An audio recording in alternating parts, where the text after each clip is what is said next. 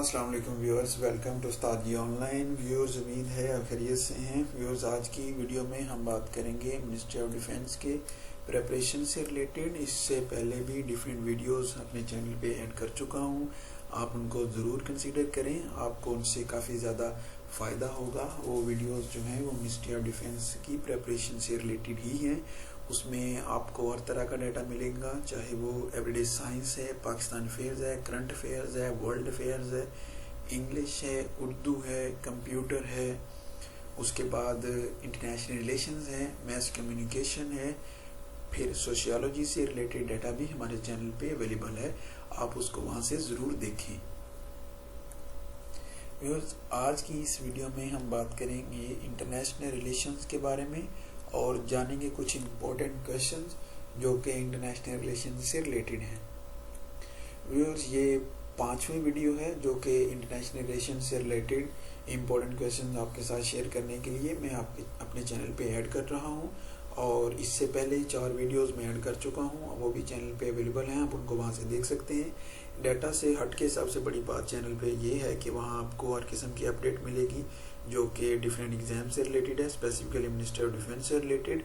उसके अलावा आपको मिनिस्ट्री ऑफ डिफेंस की तरफ से लिए गए प्रीवियस ईयर्स में एग्जाम जो हैं उनके पास्ट पेपर्स हमारे चैनल पे अवेलेबल मिलेंगे, आप उनको वहाँ से देख सकते हैं। और टफनेस का जो लेवल है और मिनिस्ट्री ऑफ डिफेंस का जो एग्जाम्स लेने का पैटर्न है वो भी आप वहाँ से चेक कर सकते हैं। सिलेबस से रिलेटेड वीडियोस भी हमारे चैनल पे अवेलेबल हैं, आप उनको कंसल्ट करें।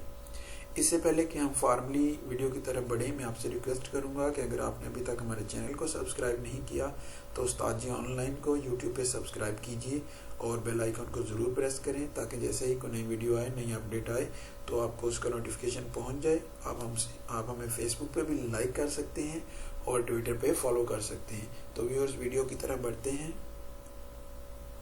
N organization whose members are from national governments is a, तो ऐसी ऑर्गेनाइजेशन को इंटर गवर्नमेंटल ऑर्गेनाइजेशन कहा जाता है, जिसके लिए IGO का एब्रीविएशन भी इस्तेमाल होता है। Territorial water traditionally are recognized to extend how far from a state's coast line, तो व्यूअर ये राइट आंसर है 12 माइल्स तक। एक स्टेट के कोस्ट लाइन के 12 माइल्स तक टेरिटोरियल वाटर्स की लिमिट जो है वो डिफाइन की जाती है। A state's executive economic zone is recognized to extend far from the coastal line, तो ये है 12 माइल्स। एग्जीक्यूटिव इकोनॉमिक जोन जो है उनकी हद भी कोस्ट लाइन के 12 माइल्स तक डिफाइन की जाती है। States can exclude others from entering which of the following, तो इसका राइट आंसर है जी 12 miles limit from coast line and air space. कोई भी स्टेट जो है वो किसी दूसरे कंट्री को अपनी स्टेट में एंटर होने से रोक सकती है।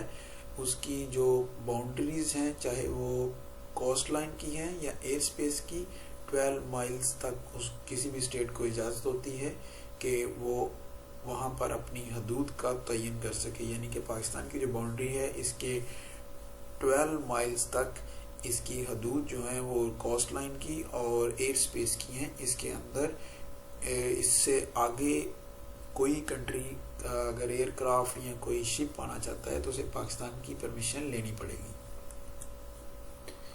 Weapons of mass destruction include, तो इसमें न्यूक्लियर भी है, केमिकल भी है और बायोलॉजिकल, ये तीनों किस्म के वेपन्स हैं जो कि मैस डिस्ट्रक्शन की तरफ लेके जाते हैं। स्ट्रेटेजिक वेपन्स आर, तो इसमें शामिल है जी लॉन्ग रेंज वेपन्स को स्ट्रेटेजिक वेपन्स कहा जाता है। Which of the following is the greenhouse gas that accounts for most of the global warming, तो इसका राइट आंसर है कार्बन डाइऑक्साइड। कार्बन डाइऑक्साइड ऐसी गैस है जो कि most of the global warming का सबब है। Which of the following is a major contributor to the destruction of ozone layer, तो इसका राइट आंसर है जी क्लोरोफ्लोरोकार्बन, CFCs। क्लोरोफ्लोरोकार्बन जो हैं ये मेजर कंट्रीब्यूटर हैं towards the destruction of ozone layer. Privatization is, तो ये टर्म है the sale of state owned industries. Sale state की ओन्ड इंडस्ट्रीज होती हैं उनको सेल करना प्राइवेटाइजेशन कहलाता है। Who is responsible for the economic reforms that have taken place in China since the mid 1970s? यहाँ since लिखना था, C मिस हो गया है, उसके लिए माजरत। डेंग जियाओपिंग जो है ये रिस्पॉन्सिबल थे चाइना में जो रिफॉर्म की गई 1970 से लेके अब तक। Anti-governmental protest in China by students, workers and some government officials took place। तो जहाँ पर ये प्रोटेस्ट हुआ था उस जगह का नाम है तिएननमेन स्क्वायर और ये प्रोटेस्ट हुआ था 1989 में। Amnesty International was established in London by the British lawyer Peter Benson in 1961। Amnesty international इसके हेडक्वार्टर्स लंदन में वाक़या हैं, ये कायम की गई थी 1961 में।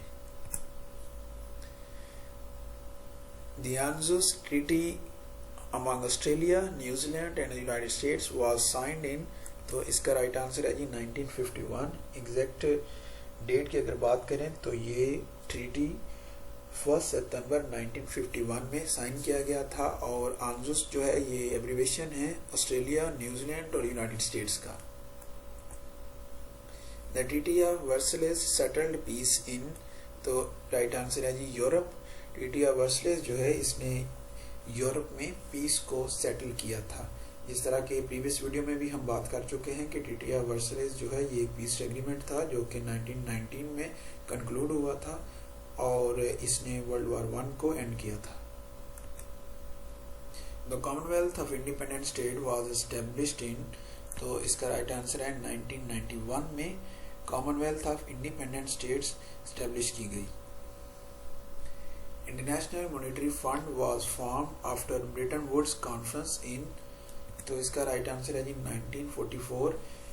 IMF जो कि इसका कंप्लीट एब्रिवेशन है इंटरनेशनल मॉनेटरी फंड, वो फॉर्म किया गया था after Bretton Woods conference in 1944।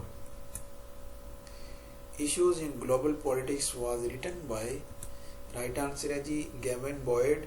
Gavin Boyd ने इश्यूज इन ग्लोबल पॉलिटिक्स तहरीर की।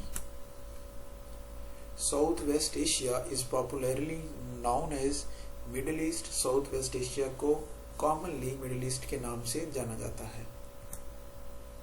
नेटो was organized in, तो इसका राइट आंसर है 1949। नेटो जो कि एक मिलिट्री अलायंस है जिसका कंप्लीट एब्रिवेशन है नॉर्थ अटलांटिक ट्रीटी ऑर्गेनाइजेशन और ये ऑर्गेनाइजेशन 1949 में कायम की गई। इसके हेडक्वार्टर्स ब्रसल्स बेल्जियम में वाक़या हैं। Organization of Petroleum Exporting Countries OPEC was established in, तो इसका राइट आंसर है जी 1960। ओपेक 1960 में एस्टेब्लिश की गई और इसके हेडक्वार्टर्स वियना ऑस्ट्रिया में हैं। व्यूअर्स, ये थी आज की वीडियो जिसमें हमने बात की है कुछ इंपॉर्टेंट क्वेश्चंस के बारे में जो कि इंटरनेशनल रिलेशन से रिलेटेड हैं और इन क्वेश्चंस को तैयार किया गया है toughness of ministry of defence exams को मद्देनज़र रखते हुए और उनकी रेलिवेंस को मद्देनज़र रखते हुए। उम्मीद है ये वीडियो आपको काफ़ी ज़्यादा हेल्प देगी आपके एग्ज़ाम्स की तैयारी में। ये इंटरनेशनल रिलेशंस का जो पार्ट है ये BS16 और उससे लोअर सीट्स के लिए 10% है टोटल एग्ज़ाम का और जो असिस्टेंट डायरेक्टर जनरल कैटेगरी है उसके लिए ये पोर्शन 20% होगा। ये जो इन्फॉर्मेशन आपके साथ शेयर कर रहा हूँ प्रोपोर्शन से रिलेटेड ये प्रीवियस एग्जाम्स की बेस पे है जिस तरह के मिनिस्ट्री ऑफ डिफेंस की तरफ से प्रीवियसली एग्जाम्स लिए जाते रहे हैं। व्यूअर्स, नेगेटिव मार्किंग अप्लाई होती है, टाइम कम होता है, इसलिए आपको शार्प मेमोरी के साथ इन क्वेश्चंस को तैयार करना है ताकि जैसे ही ये क्वेश्चन अपीयर हो तो आपको उसको राइट बबल जो है वो फिल कर सकें। ये वीडियो अच्छी लगे तो इसका इज़हार कमेंट सेक्शन में ज़रूर करें। कोई कन्फ्यूजन हो, कोई क्वेश्चन हो, कुछ पूछना चाहें तो आप वो भी एक कमेंट सेक्शन में पूछ सकते हैं। वो लोग जो इस एग्ज़ाम की तैयारी कर रहे हैं उनके साथ भी इस वीडियो को शेयर करें, उनको भी इससे फ़ायदा हो और लर्निंग और शेयरिंग के इस प्रोसेस में हमारा साथ दीजिए।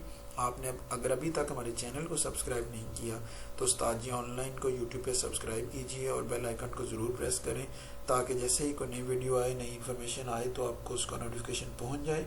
आप हमें फेसबुक पे भी लाइक कर सकते हैं और ट्विटर पे फॉलो कर सकते हैं। आपसे मुलाकात होगी इंशाल्लाह एक नई वीडियो के साथ। तब तक के लिए अपना बहुत सारा ख्याल रखिए। अल्लाह हाफिज़।